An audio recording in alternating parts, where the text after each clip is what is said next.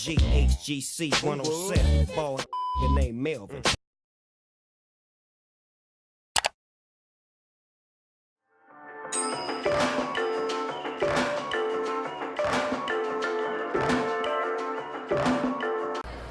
What up, guys? It's your man Melvin Taylor. I'm back with another review video, and this time it is for the Hobbs and Shaw movie. It was a lot of fun, man. It was a lot of fun. I'll definitely give you that one. As you guys know, this is the spinoff for Fast and Furious. Vin Diesel and Dwayne The Rock Johnson apparently don't get along all that well, so they had to separate the franchises while still being able to go get that money, if you heard me correctly. So this is the first edition of that. And it was epic, man. So you got The Rock in there. What was it? Jason Statham is in it as well. His sister, nice looking, by the way. His mom, Helen Mirren. You got Roman Reigns. Shout out to WWE, WWF fans. I don't know what it's called anymore. I haven't even paid attention in so long. But shout out to Roman Reigns. He was in there. I think I brought up Idris Elba, who's AKA the Black Superman. And he did a great job, bro. He did a fantastic job at being a villain. Made me think, why couldn't he play? That's horrible. I'm trying to get better. UK, please don't be offended. He did a great job of being a villain. It was so good and convincing that I was like, one, I wouldn't mind if he played Superman ever, because he could definitely do it, and he's smooth as shit. And two, why? Damn, my eye. Oh my God, why is my eye watering? Why ain't he played James Bond yet? That's what I was gonna get to. Why ain't he played James Bond? Now granted, I know we about to get a black woman as a 007, as a new 007, so I'm not too upset. But I'm just like, damn, if it was a man-woman thing, I could have let him know that a long time ago, and I'm sure he would have been in the other franchises. Y'all see that building right there? Bam, look where I'm at. But the movie was dope, man. The movie was dope. It's still very connected to the Fast and Furious franchise, in the essence of, you get a lot of stuff about family. It was dope to be able to go to some more. Hold on, y'all. Let me come right back, because my eye is bothering me. All right, we back. So still very connected to the Fast and Furious franchise in terms of family, showing The Rock being in Samoa, and like I mentioned, Roman Reigns earlier, being able to get in some of his family, also being able to see Jason Statham's sister, and her little kinship with The Rock. We'll see how long that lasts. And also being able to see Statham's mom. End of the movie, I mean, spoiler alert at this point in time, because I'm only telling you to watch this after you've seen it. End of the day, this is your area. If you ain't seen the movie yet, leave right now. Just know that it's awesome and you should go see it. But if you have seen the movie, then spoiler alert, you know at the end of it, they give their mom the cake so that way they can break her out of jail. Same time, The Rock is back with his family. And also, we get the Ryan Reynolds cameo early on in the movie, which took me by surprise, which I was shocked by. Damn, my eye is still messing up. Which took me by surprise, which I was shocked by. And it's cool to be able to interconnect him into the Fast and Furious like lore, so if you will. Only because now that means we're probably going to get more stars, more cameos in it, because it's separate from the other universe. Well, not the other universe. Y'all get what I mean. It's separate from the OG Fast and Furious franchise.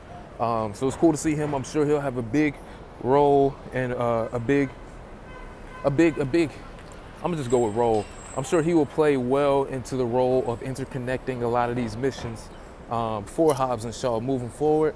Additionally, damn, shout out to Jesus, because my skin looks amazing. I'm sorry that I used the curse word in the same sentence as your name, God, but please continue to bless me with amazing skin like this. Shout out to shea butter, coconut oil, and melanin, all right? Just know that. It's funny enough, because right when his cameo started, I was like, man, it would be great to have somebody that could go back and forth between the franchises and like give them missions and stuff, like if things, you know, just kind of like how they got like a Nick Fury over in the MCU, or I don't know who that would end up being in the DCEU, but to have somebody like that, and then Ryan Reynolds popped up, and that's kind of his character, not really, but that was just cool for me to be able to see.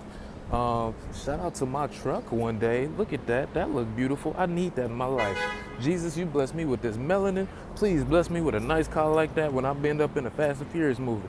Now, Another cameo took me all the way by surprise. Kevin Hart. Was not expecting that whatsoever. That was awesome.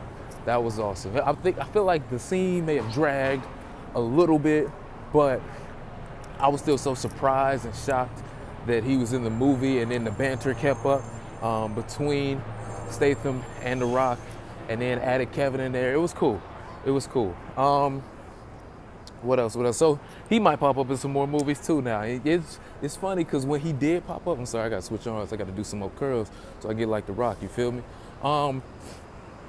It's funny because if you follow him on Instagram like I do, you'll see that he does a lot of action stuff now. And I'm like, yo, he prepping because he know at some point The Rock gonna call him, where they probably already had this conversation and be like, hey, yo, Kev, we might need you to pop up in these movies. We're gonna treat it like our version of the MCU and just have people like boom, boom, boom, boom, boom, popping up, doing stuff to start getting your body ready. So I fully expect by 2021, 2022 for Kevin Hart to be in the Fast and Furious movie, beginning to whoop some ass.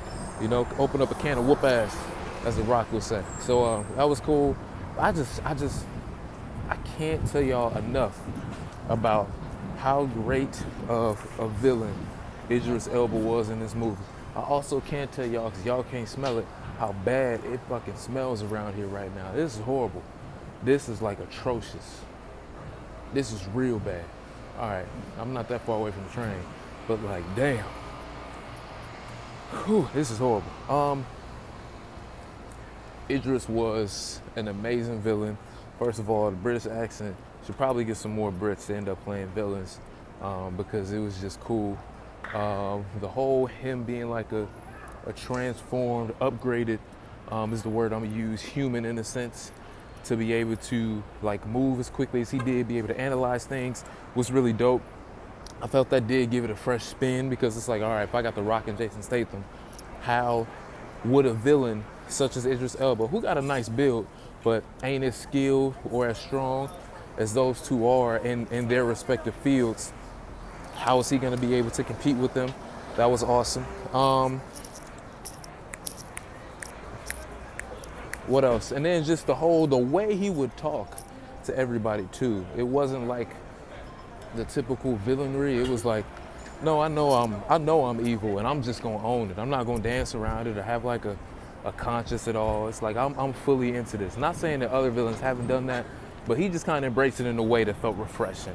Maybe it was because this movie has been so refreshing, but you know, that's what it was for me. I could probably walk to the other stop if I wanted to. Nah, I don't really want to. Let's just go ahead down here. Am I forgetting everything? Also, what else was I gonna say? So the 3 post-credit scenes are also another reason why I believe that Ryan Reynolds will be in the movie moving forward. I thought somebody was coming up. Will be in the movie moving forward because it would only make sense if he was. Hold on, I'll be right back again.